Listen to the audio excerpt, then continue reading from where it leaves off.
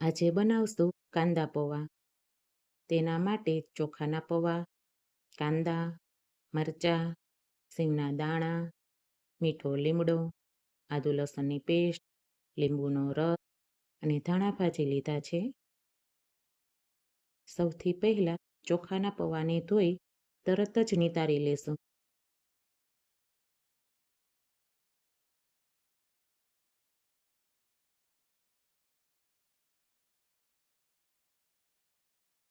એક વાસણમાં તેલ ગરમ કરવા મૂકશું. તેલ ગરમ થઈ જાય એટલે તેમાં સિંગના દાણા તરી લેશું.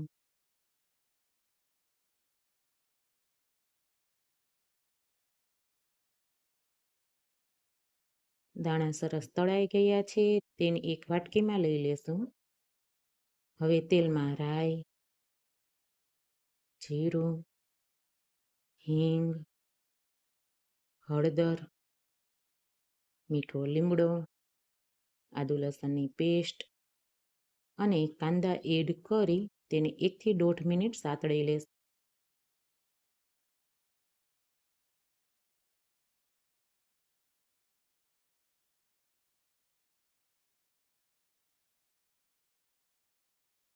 ત્યાર પછી તેમાં મરચાં એડ કરી તેને પણ 1 થી 1.5 મિનિટ સાતળી લેશું.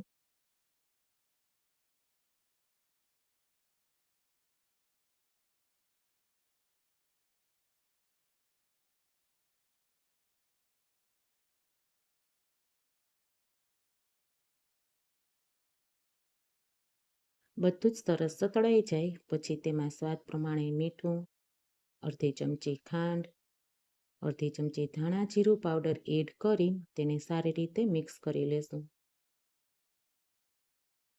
ગેસ બંધ કરી તેમાં સિંગના દાણા, લીંબુનો રસ, ધાણા ભાજી અને ચોખાના પૌવા એડ કરી તેને સારી રીતે મિક્સ કરી લેશું.